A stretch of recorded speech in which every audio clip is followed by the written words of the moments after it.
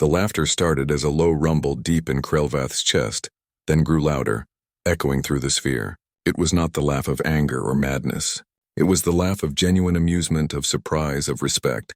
The warlord floated in the zero gravity, one massive hand touching the cut on his chest where blue blood still seeped out slowly. Taemin remained still, his blade ready, unsure what was happening. Every muscle in his body screamed with exhaustion. His left arm hung useless at his side, but he kept his blade up, kept his focus sharp. The duel was over, but nothing was certain until they left the sphere. Krelvath's laughter faded into a deep chuckle. He looked at Taemin with those burning orange eyes, and something had changed in them. The contempt was gone. The dismissal was gone. In their place was something Taemin had not expected to see. Recognition. "You tricked me," Krelvath said, his voice carrying clearly through the sphere. "From the beginning you tricked me. I thought you were running. I thought you were weak. But you were studying me, learning me, waiting." Taemin lowered his blade slightly but did not deactivate it. "I was surviving." "No." Krelvath shook his massive head. "You were hunting. Like a predator that knows it is smaller than its prey, so it must be smarter." He touched his chest again, looking at the blood on his fingers. "I have fought for 300 years. I have won 5,000 duels. I have never been beaten by someone I thought was weak. I am not weak." Taemin said quietly. "No, you are not." Krelvath extended one of his massive hands. "You are strong in ways I did not understand. I was wrong about your people, human. I apologize." Taemin stared at the offered hand. Avraxian apology was rare. Avraxian admitting they were wrong was almost unheard of. Slowly, with his good arm, he reached out and took Krelvath's hand. The warlord's grip was gentle, careful not to crush human bones. "I honor you, Taemin of Earth," Krelvath said formally. "I honor your skill, your courage, and your wisdom. And I honor your people, who I now see are far more dangerous than I believed." "Dangerous?" Taemin asked. "Yes." Krelvath released his hand. "A species that can fight like a warrior but chooses to speak like a diplomat is the most dangerous kind. Because they know war but they do not crave it. That makes them unpredictable. Unpredictability wins battles." Outside the sphere, the watching galaxy finally found its voice. Ships began signaling. Horns and lights and sounds from 1,000 cultures all mixing together. It was celebration, shock, disbelief. A human had done the impossible. The capsules returned to retrieve them. As Taemin climbed into his, he looked back at Krelvath.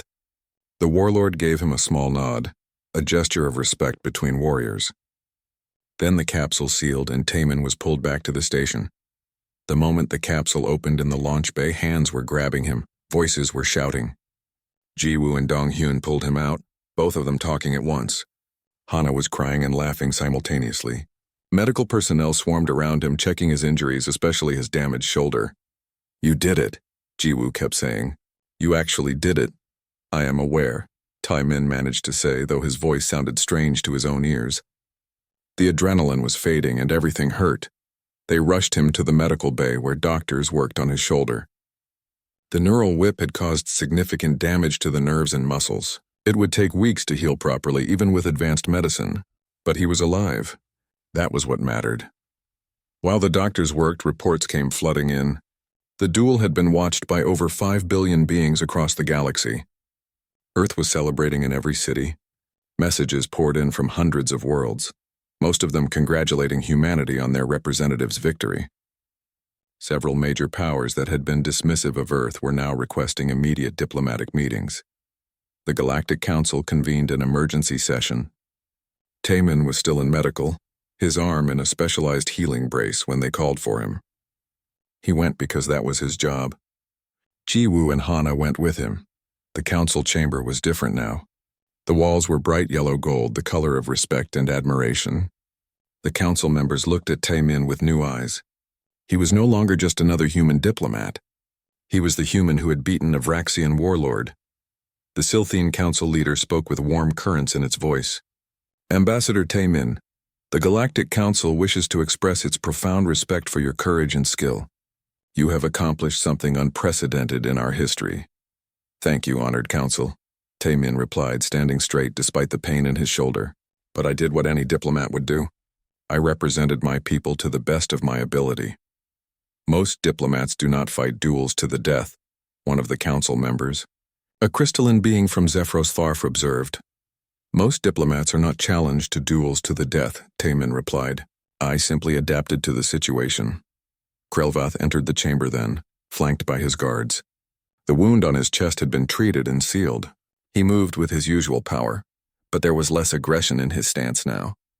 He approached the council and gave a formal bow which was surprising. Vraxians rarely bowed to anyone. Honored council, Krelvath said, his voice formal and clear. I come to fulfill my oath. I challenge the human and the human won. By Vraxian law and tradition I am bound to honor the treaty he proposed. He turned to face Taemin directly. I also come to publicly acknowledge my error. I believed humanity was weak. I believed they hid behind diplomacy because they feared war. I was wrong on both counts, he paused. They choose diplomacy because they are wise enough to know that war should be the last option, not the first. That is not weakness. That is strength I did not recognize. The chamber was silent. Every being present understood the significance of what was happening. A Vraxian warlord in front of the entire galaxy was admitting he had been wrong about an entire species. Krelvath continued, From this day forward, the Vraxian Empire will honor Earth and its people. We will sign the trade agreement. We will open our space to human ships, and we will tell all who will listen that humanity is not to be underestimated or dismissed. He reached into his armor and pulled out something that made several council members gasp. It was a Vraxian honor blade, a ceremonial weapon given only to those who had earned the highest respect of a Vraxian warrior. The blade was beautiful, carved from a single piece of crimson metal that glowed with inner fire. Krelvath held it out to Taemin. I give you this blade not as a defeated enemy, but as a recognized equal. Carry it, and all Vraxians will know you have earned our respect. Taemin took the blade with his good hand. It was surprisingly light, warm to the touch. I am honored, Warlord Krelvath, and I hope this is the beginning of a long friendship between our peoples. Friendship, Krelvath repeated, as if testing the word. Then he smiled that too-many-teeth smile. Yes, I think I would like to see what friendship with humans looks like. It must be interesting. The treaty was signed that afternoon. The ceremony was formal and witnessed by representatives from 50 worlds. Taemin signed for Earth, his injured arm making the signature shaky but clear. Krelvath signed for the Vraxian Empire, his massive hand making surprisingly delicate marks on the document. After the ceremony, the real work began. Other species that had been watching from the sidelines suddenly wanted to talk to Earth. The Kryn Collective, known for their aggressive trade practices, requested a meeting. The Thalorian principalities, who had ignored Earth's previous diplomatic overtures, now sent messages asking for cultural exchanges. Even the mysterious Vex, a species that rarely dealt with anyone, expressed interest in opening communications. Earth's diplomatic corps was overwhelmed with requests. Taemin spent the next 3 days in constant meetings, his arm still in its healing brace, negotiating agreements and opening channels that had been closed before. Everywhere he went on the station, beings stopped to stare at him, to nod respectfully, sometimes to ask for his signature or a photograph. He hated the attention, but he understood it. He had become a symbol, not just of his own courage, but of what humanity represented to the galaxy. A species that preferred peace but could wage war. A species that chose diplomacy but could fight when necessary. A species that was perhaps more formidable than anyone had realized. One evening, 5 days after the duel, he sat alone in his quarters looking at the Vraxian honor blade. It was beautiful in a harsh way, like Krelvath himself. He thought about the duel, about how close he had come to dying, about how one decision, one challenge had changed everything. A message came through from young me. When he opened it, her face filled the screen, tears streaming down her cheeks but smiling. I watched, she said. The whole world watched. I am so proud of you, brother. So proud you showed them what we are, what we can be when we have to be. Taemin smiled sadly. I just did not want to die in front of billions of people. She laughed through her tears. Well, you succeeded. Now come home soon. We want to throw you the biggest party Sol has ever seen. I hate parties. I know. We are throwing you one anyway. After the message ended, he sat in the quiet of his quarters, feeling the weight of what had happened. One duel, one fight, and the galaxy's perception of humanity had shifted. They were no longer the newcomers to be dismissed or the weak species to be intimidated. 6 months had passed since the duel that changed everything. Taman stood in another conference room, on another station, facing another alien species that needed to be convinced that humanity was worth their time. But this time everything was different. The Kryn Collective had requested the meeting. The Kryn were known throughout the galaxy as aggressive traders who used intimidation and threats to get better deals. They were large beings covered in thick scales with voices that sounded like grinding stone. Their homeworlds were rich in rare minerals, and many species paid inflated prices just to avoid conflict with them. The Kryn delegation sat across from Taman and his team. Jiwoo was there, as always, along with Hana and 2 new diplomats that Earth had sent after the success at Apex Prime. The lead Kryn negotiator, whose name translated roughly as Gron, stared at Taman with small dark eyes. "Humans," Gron said, his voice deep and threatening. "You come asking for mining rights in our territory. Why should we grant you anything? You are small. You are new to the galaxy. You have little to offer." It was the same tactic the Kryn used with everyone. Start with insults. Establish dominance, force the other species to negotiate from a position of weakness. 6 months ago it might have worked on Taimin. 6 months ago humanity was still trying to prove it belonged in the galactic community. Now Taimin just smiled. It was a small smile, polite but knowing. "You have seen the recordings," he said simply. Gron stopped mid-breath. His scales rippled, a sign of uncertainty in Kryn body language. Of course he had seen the recordings. Everyone had seen the recordings. The duel between Taiman and Krelvath had been watched billions of times across thousands of worlds. It was the most viewed event in galactic history. "We have seen," Gron admitted carefully.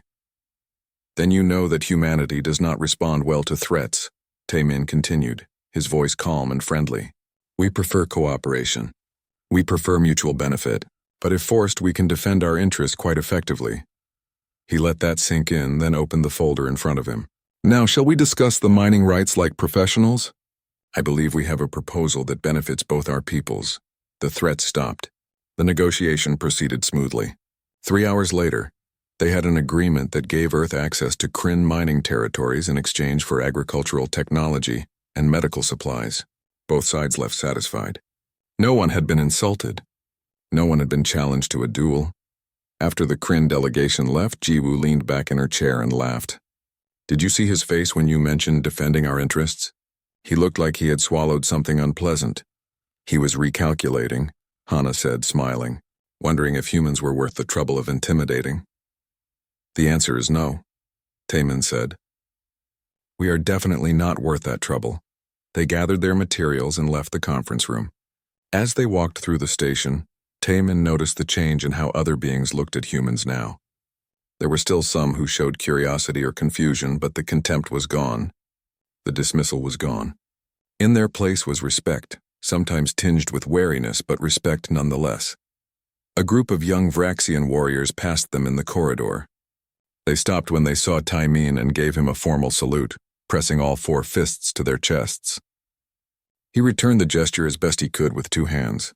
The warriors grinned and continued on their way. "That still feels strange," Taman muttered. "You are a legend now," Jiwoo said, "the human who beat Krelvath. They teach about you in Vraxian combat academies. Did you know that?"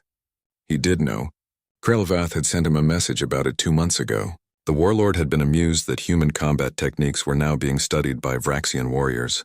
He had also sent an invitation for Taiman to visit the Vraxian homeworld and speak at their warrior academy. Taiman had politely declined, saying he was too busy with diplomatic work. In truth, he just wanted to avoid more fighting. Back on Earth, life had changed too. Humanity's position in the galaxy had shifted dramatically. Trade agreements that had been impossible before were now commonplace. Species that had ignored Earth's messages now responded within hours. 3 major powers had offered defensive alliances, something that would have been unthinkable before the duel. The human diplomatic corps had expanded, with new academies opening to train the next generation of ambassadors. Taman had been offered the position of Director of Galactic Relations, but he had turned it down. He preferred working directly with other species, not managing from an office on Earth. His sister Young Mi called him regularly, always wanting to hear stories about his latest negotiations. She had become something of a celebrity herself, being interviewed about what it was like growing up with the man who changed humanity's place in the galaxy. She handled it with grace and humor, much better than Taman would have. One afternoon, while reviewing reports in his quarters, Taman received an unexpected message. It was from Krelvath. The warlord's face filled the screen, his orange eyes bright with something that might have been excitement. Taman, my friend, Krelvath said, using the term friend naturally now, as if they had known each other for years. I have news. The Vraxian High Command has agreed to a proposal I made. We want to establish a joint training program with Earth's military. Vraxian warriors will learn human tactics and human soldiers will learn Vraxian combat forms. Taman raised an eyebrow. A cultural exchange program? Yes, though I prefer to call it learning how to fight properly, Krelvath said with a grin. My people are warriors, but we are not foolish. Your victory taught us that there are many ways to wage war, and we have been following only one path for too long. We wish to learn your path. And what does Earth get from this? Knowledge of Vraxian battle techniques which are respected across the galaxy. Access to our training facilities. And perhaps most importantly, a partnership with the greatest warrior race in known space. Krelvath leaned closer to the screen. We would not offer this to just anyone. But you showed us that humans understand war in ways we do not. That makes you valuable teachers. Taman thought about it. A military exchange program would strengthen ties between Earth and the Vraxian Empire. It would also give humanity access to combat knowledge that had been refined over millennia. I will bring the proposal to Earth's government. I think they will be interested. Good. Krelvath nodded. Also, I have a personal request. My daughter is of age to begin warrior training. I want her to understand that strength comes in many forms, not just Vraxian forms. Would you consider training her for a time? Not in combat, but in strategy and wisdom. Taman was surprised. For a Vraxian to ask an alien to train their child was unprecedented. I am honored, Krelvath. But I am a diplomat, not a teacher. You are both, the warlord replied. You taught me whether you meant to or not. You taught the galaxy. Teaching one more would not be difficult, I think. Let me consider it, Taman said. It is a significant responsibility. After the call ended, he sat thinking about how much had changed. Not just for him, but for all of humanity. They had gone from being newcomers that everyone dismissed to being respected partners in galactic affairs. And it had all started with one duel, one fight he had never wanted.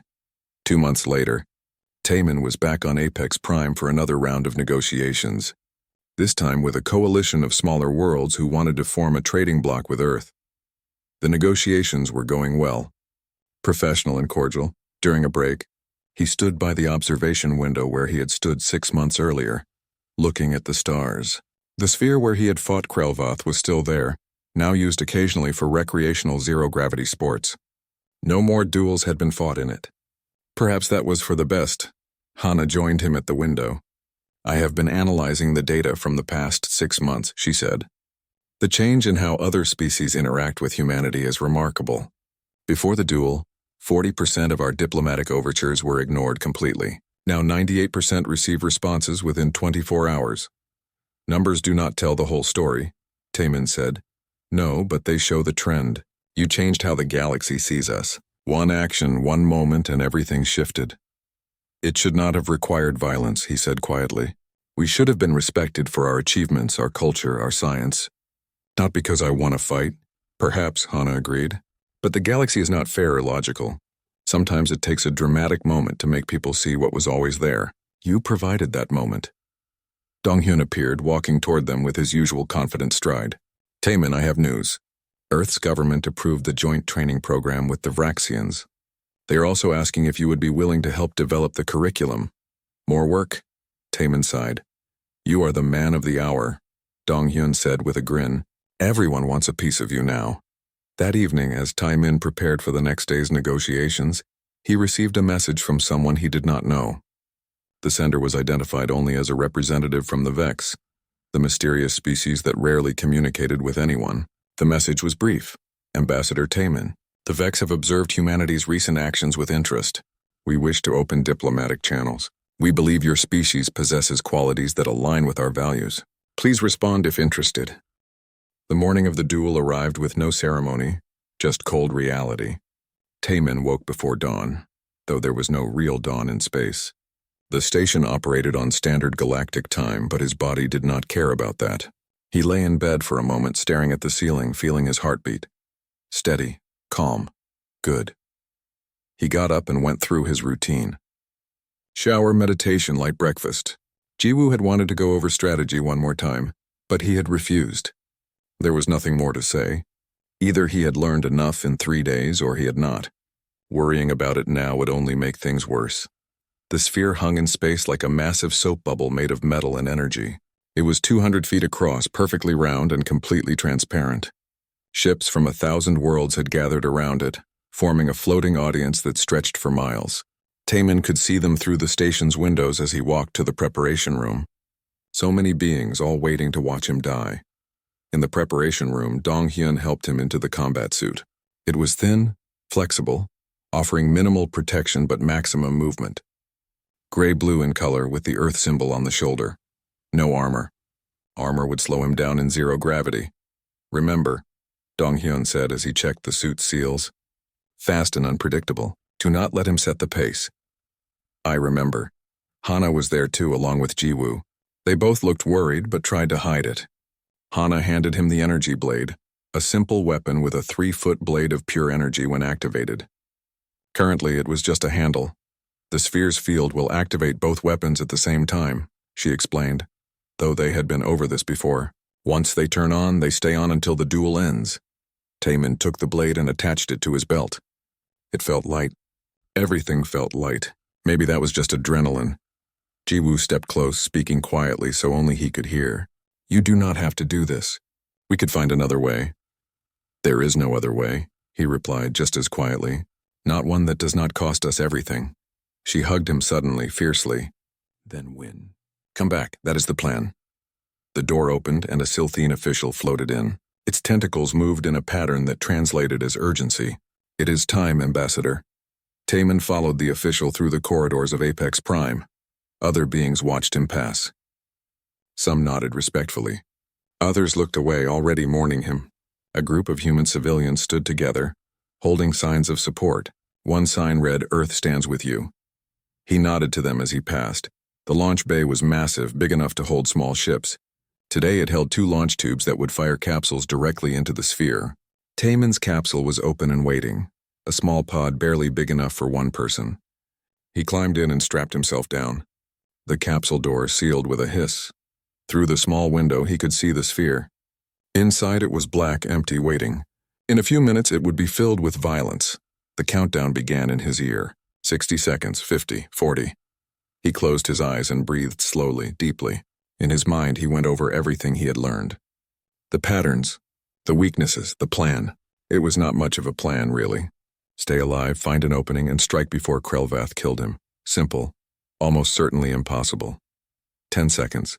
9, 8. He opened his eyes. 3, 2, 1. The capsule launched. The acceleration pushed him back into the seat, then suddenly stopped as he entered the sphere.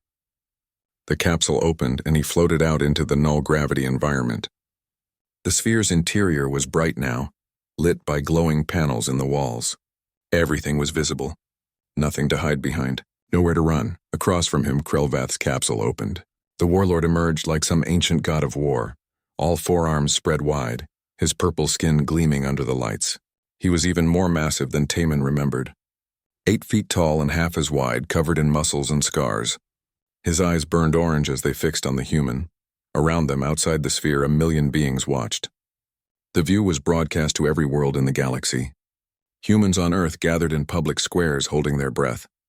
Aliens on 1,000 planets placed last-minute bets, already certain of the outcome. The Silthene Arbiter appeared as a hologram in the center of the sphere, floating between them. Its voice echoed in the space, clear and formal. This is a duel of honor, as witnessed by the Galactic Council and the assembled species. The rules are ancient and sacred. Both combatants will fight with energy blades. The duel ends at first blood drawn on the torso or head. Any strike to limbs does not count. Killing is not required but allowed. Do both parties understand? I understand, Taemin said. I understand, Krelvath rumbled. Then the blades are activated. Begin when ready. The hologram vanished. Taemin felt his blade activate, the energy blade humming to life in his hand.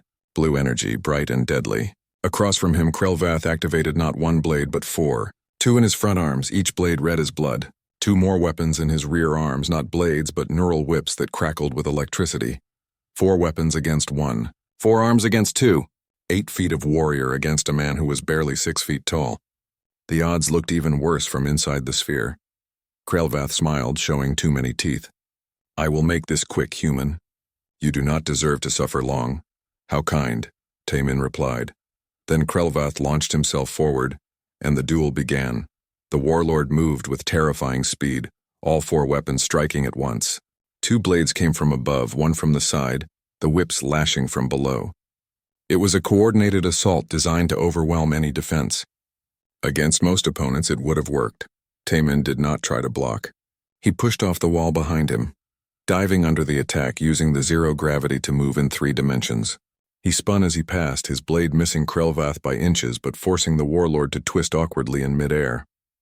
They separated, floating on opposite sides of the sphere. Krelvath looked surprised. Good. Taemin wanted him surprised. The warlord attacked again, this time more carefully. He used his greater reach, striking with measured blows that forced Taemin to dodge constantly. The human moved like water, flowing around each attack, never in the same place twice. He did not try to match power with power. Instead, he conserved energy, let Krelvath waste his. 3 minutes passed. 5, 10. Taemin had not struck once, only evaded. The watching galaxy began to murmur. What was the human doing? Why was he running? But Taemin was not running. He was learning. With every attack, he studied Krelvath's patterns, the way his front right arm always led, the way his rear arm supported but never initiated, the small pause between strike sequences, the rhythm. 15 minutes in, Taemin began to counter. Not full attacks, just testing strikes. A quick slash at Krelvath's blade to redirect it. A feint toward the warlord's side that made him turn. Small things, but they disrupted the pattern. Krelvath was breathing harder now. Zero gravity was exhausting if you fought with power instead of efficiency. He snarled and changed tactics, using his neural whips to control more space. The whips could extend 15 feet, their electric tips crackling. One whip lashed out faster than Taemin expected. He tried to dodge, but the tip caught his left shoulder. Pain exploded through his body, white-hot and paralyzing. His entire left arm went numb, useless. He spun away, creating distance, gasping. Outside the sphere, the odds shifted. 1,000 to 1 against the human now. Blood would be drawn soon. Everyone could see it. Krelvath saw the injury and pressed forward, sensing victory. His forearms became a whirlwind of attacks, no longer measured, now aggressive and dominant. This was how he always won, by overwhelming his wounded prey. But Taemin had fought injured before. In zero gravity on Titan, with a broken rib and a punctured lung, he had survived a battle that should have killed him. Pain was just information. He could work with information. He switched his blade to his right hand, his good hand. Changed his stance, changed his movement pattern. Instead of flowing away from attacks, he started moving toward them, getting inside Krelvath's reach where the long weapons became liabilities. In close, Krelvath's forearms got in each other's way. The blades could not swing without risk of hitting his own limbs. The whips were useless at close range. Taemin exploited every inch of space, making the warlord fight in ways he was not trained for. 20 minutes had passed. Both fighters were breathing hard now. Sweat floated in the air around them like tiny stars. Taemin's shoulder screamed with pain, but he ignored it. Krelvath was frustrated, his attacks becoming wilder, less controlled. Taemin spoke for the first time since the duel began. His voice was calm, conversational, like they were discussing the weather. You called us weak because we choose diplomacy. Krelvath struck at him with both front blades. Taemin deflected one, evaded the other. But we choose diplomacy, Taemin continued, because we have seen what we become when we choose war. Another exchange of blows. Taemin was faster now, his strikes more precise. He was not trying to win anymore. He was trying to survive long enough to find the opening. We know violence, Taemin said. We have practiced it for thousands of years. We are very, very good at it. Krelvath roared and launched his most ferocious assault yet, all 4 weapons striking in perfect coordination, a killing blow designed to end the fight right now. The news spread through Apex Prime like fire through dry grass. Within an hour, every being on the station knew about the challenge. Within 3 hours, the story had reached every civilized world in the galaxy. a human diplomat, had accepted a Vraxian honor duel. Most people thought he was either incredibly brave or incredibly stupid. Many thought he was both. Tae Min sat alone in his quarters, staring at his hands. They were steady. That was good. He had been in worse situations before, though he had not told anyone that. The diplomatic corps did not need to know everything about his past. Some doors were better left closed.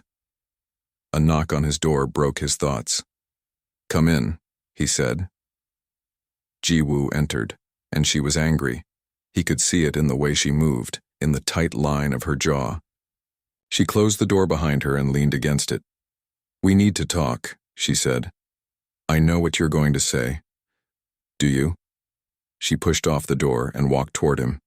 "Because I am about to say that you just signed your death warrant for no good reason. That duel was a trap and you walked right into it." Tae Min stood to face her.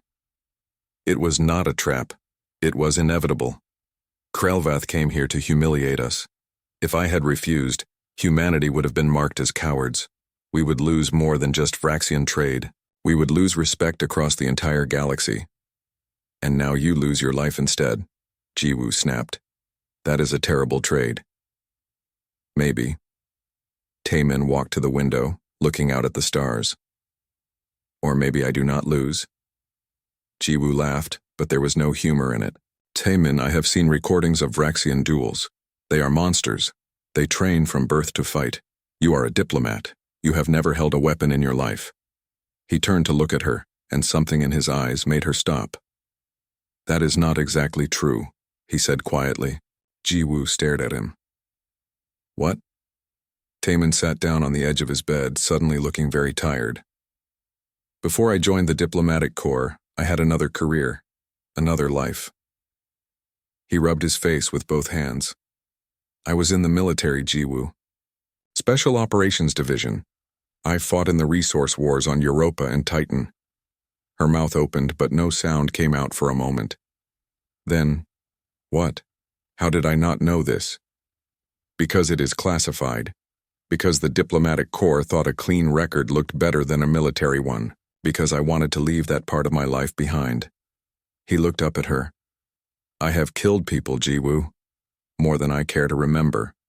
With guns, with knives, with my bare hands when I had to. I am not some soft academic who stumbled into negotiations." Ji-woo sat down next to him slowly.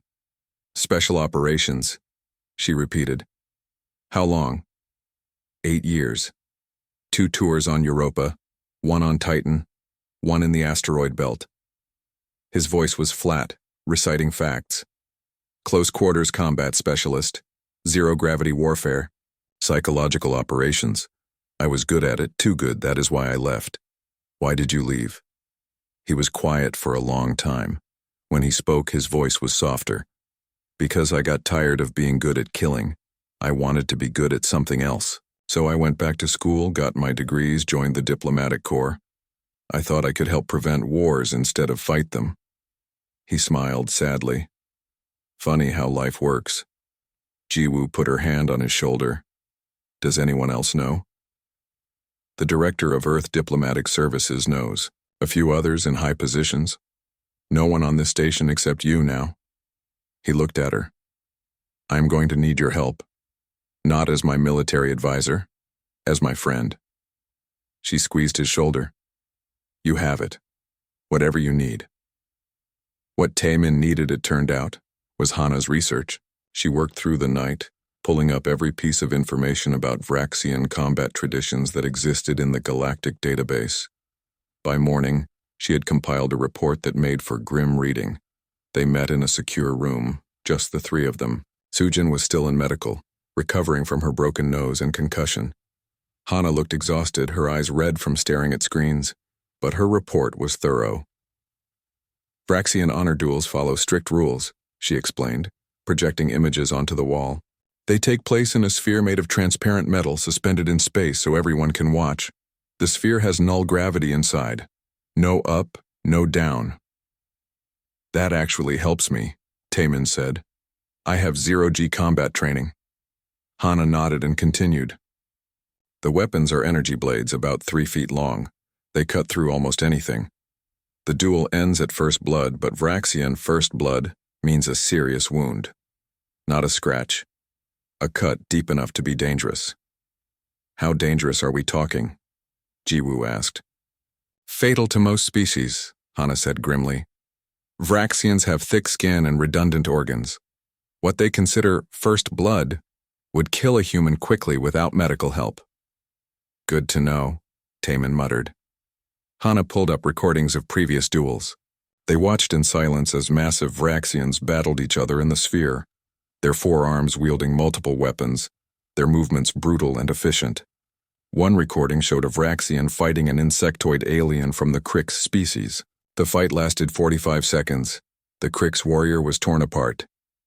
How many non-Vraxians have won these duels? Taemin asked.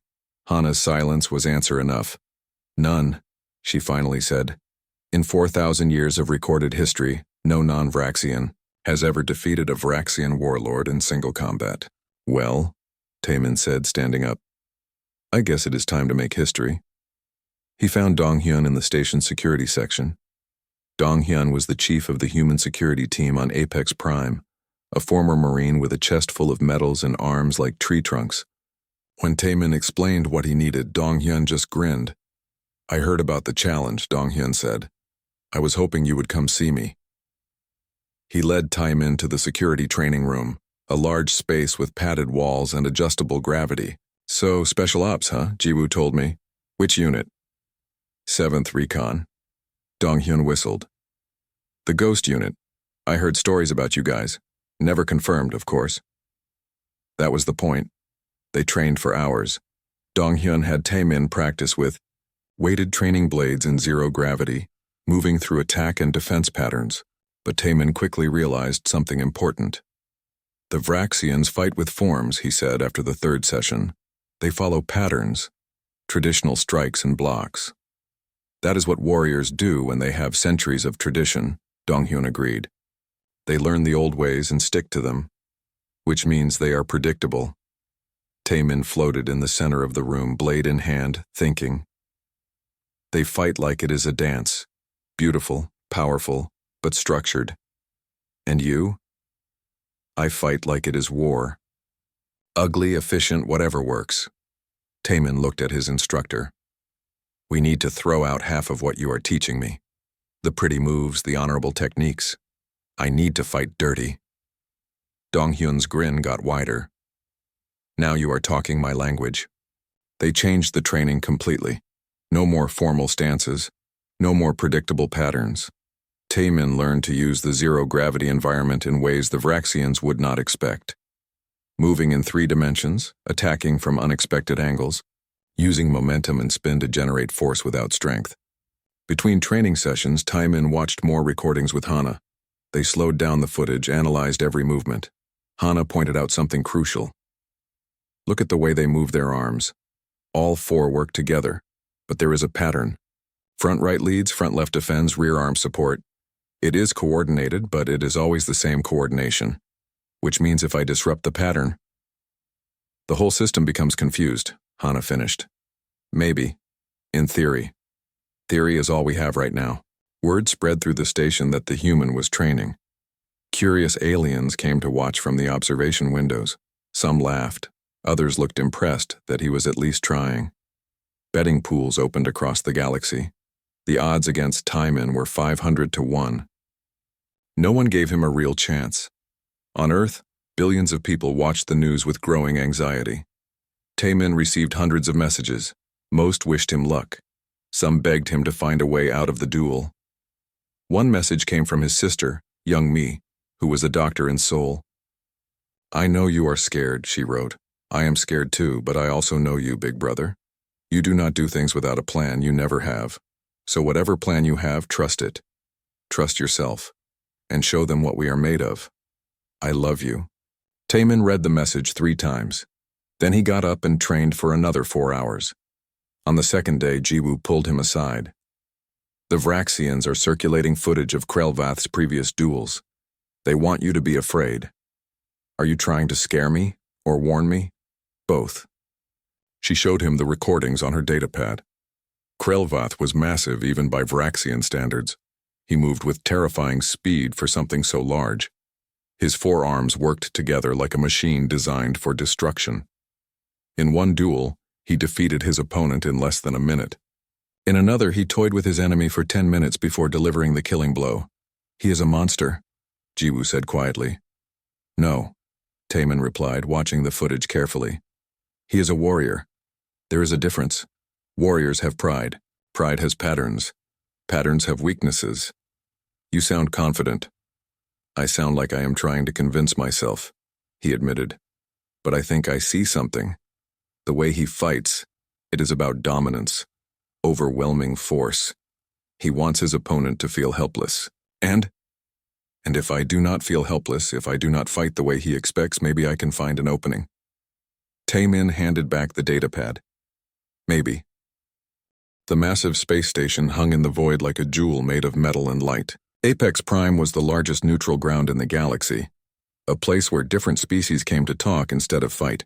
Today the station buzzed with tension. Ships from 100 worlds crowded the docking bays, all waiting to see if peace or war would come from the meeting inside. Ambassador Taemin stood in front of the large window in his quarters, watching the stars. He was 42 years old, with tired eyes that had seen too much.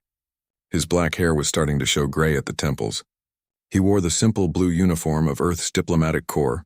Nothing fancy, nothing threatening. That was the point. Humans wanted to look peaceful. Behind him, Jiwoo checked her datapad for the third time. She was his military advisor, though she tried not to look like one. Short hair, sharp eyes, and a way of standing that said she could handle trouble. "The Vraxian fleet just arrived," she said quietly. 12 warships. They're not even trying to be subtle." Taemin nodded slowly. He had expected this. The Vraxians always brought overwhelming force. It was their way. They were a warrior race and they wanted everyone to remember it. "Is Hana ready?" he asked. "She's already in the conference room going over the translation protocols," Jiwoo replied. "She's nervous." "We all are." Taemin turned to face her. "Nervous is good. Nervous keeps us sharp." The conference room was enormous, designed to hold representatives from species of all shapes and sizes. The ceiling stretched high above, and the walls were made of a material that shifted colors based on the mood of the room. Right now, they were a cautious yellow-green. The Galactic Council sat in a semicircle. Dozens of aliens from dozens of worlds. Some looked like animals from Earth. Others looked like nothing Earth had ever produced. The human delegation sat on one side, just 3 people. Taemin in the center, Jiwoo on his right, and Hana on his left. Hana was young, barely 30, with nervous hands that kept adjusting her translation earpiece. She was brilliant with languages, could speak 17 alien tongues, but she had never been in a room like this. Across from them, the Vraxian delegation waited. They did not sit. Standing was a power move, and they knew it. There were 5 of them, each one massive, at least 8 feet tall. Their skin looked like dark purple armor, and they had 4 arms each. Their eyes glowed with an inner fire, orange and angry. In the center stood Warlord Krelvath. He was larger than the others, covered in scars that spoke of 1,000 battles. Spikes jutted from his shoulders, and when he breathed, it sounded like a furnace. He stared at Taemin with something between curiosity and contempt. The council leader, a floating jellyfish-like creature called a Silthine, spoke in a voice that bubbled like water. The translation came through crystal clear. "We gathered today to discuss trade between the human worlds and the Vraxian Empire. Ambassador Taemin, you may begin." Taemin stood slowly. He did not rush. Rushing showed weakness to species like the Vraxians. Honored Council, honored representatives of the Vraxian Empire. Humanity comes today with an offer of mutual benefit. Our agricultural technology could feed millions on Vraxian colony worlds. In exchange, we seek access to Vraxian mining operations in the Keltor sector. It was a fair deal. Everyone in the room knew it. Everyone except Krelvath, apparently. The warlord laughed. It was not a pleasant sound. It was the sound of rocks grinding together. "Agricultural technology," he repeated, making the word sound like an insult. "You offer to teach us how to grow food? We are Vraxians. We take what we need. We do not beg for scraps like farmers." Taemin kept his face calm. "No one is begging, Warlord. We are offering trade, both our people's benefit." Krelvath stepped forward. The floor shook slightly under his weight. Your people hide behind words. You talk of trade and benefit when you should speak of strength and conquest. This is why the galaxy does not respect you. You are a species of cowards who hide behind diplomacy. The room went very quiet. Several council members shifted uncomfortably. Insulting another species during negotiations was allowed technically, but it was considered poor form. It meant the insulting party did not take the negotiations seriously. Taemin felt Jiwoo tense beside him. He knew she wanted to respond to defend humanity's honor, but that was not his way, not yet. Warlord Krelvath, I understand that our cultures are different. What we call wisdom you might call weakness, but wisdom has built human civilization across 50 worlds. Perhaps there is strength in that too. Strength? Krelvath's eyes blazed brighter. I see no strength. I see a man who speaks soft words and hopes I will not notice how fragile he is. He looked around at the council. Why does the galaxy waste time with these humans? They have nothing to offer but talk. Before Taemin could respond, young Sujin stood up. She was the junior diplomat here to observe and learn. She should not have spoken, but she was young and angry and could not help herself. With respect, Warlord, humanity has much to offer. Our medical technology, our science, our culture. She never finished. One of Krelvath's honor guards, a slightly smaller Vraxian with 3 parallel scars across his face, moved forward and struck Sujin across the face with the back of his hand. She flew backward, hitting the floor hard. Blood ran from her nose, the room erupted. Council members shouted in a dozen languages. Jiwoo was on her feet, moving toward Sujin. Hana gasped and covered her mouth. Taemin remained still, standing, watching. Krelvath did not apologize. He did not even acknowledge what his guard had done. Instead, he looked directly at Taemin. Your subordinate spoke out of turn. She was corrected. If you wish to protest, then meet me like a warrior, not like a diplomat. The Silthine council leader's voice cut through the noise. Warlord Krelvath, violence is forbidden in these chambers. Then we will take it outside the chambers, Krelvath said. His eyes never left Taemin. I challenge you, human. A duel of honor, Vraxian tradition. You and me in the sphere with blades. First blood. The room fell silent again. A Vraxian honor duel. Everyone knew what that meant. They were brutal, usually fatal. No non-Vraxian had ever won one against a warlord. If you refuse, Krelvath continued, humanity will be marked as a dishonored species. No Vraxian will trade with you. Many others will follow our lead. You will be shunned. He smiled, showing too many teeth. But if you accept and lose, the result is the same. And if somehow impossibly you win, we will sign your treaty and honor your people. Taemin looked at Sujin, who was sitting up now, Jiwoo helping her. Blood still dripped from her nose. He looked at Hana, whose eyes were wide with fear. He looked at the council, at all the alien faces watching him waiting. Then he looked back at Krelvath. I accept your challenge, Warlord. The room exploded with noise. The Silthine tried to restore order. Jiwoo grabbed Taemin's arm, her grip tight. Are you insane? She whispered. Taemin just watched as Krelvath laughed, a sound like thunder. The warlord raised all 4 arms in triumph. 3 days, he announced. 3 days to prepare yourself, human. Then the galaxy will watch you fall. As the Vraxians left the chamber, still laughing, Taemin finally moved. He helped Sujin to her feet. Get her to medical, he told Jiwoo quietly. Then he turned to Hana. I need everything you can find on Vraxian honor duels. Rules, traditions, recordings, everything. Taemin, Hana said, her voice shaking. No one survives these duels. No one. He smiled, just a little. It did not reach his eyes. Then I suppose I will be the first. The walls of the conference room had turned deep red, the color of blood and war.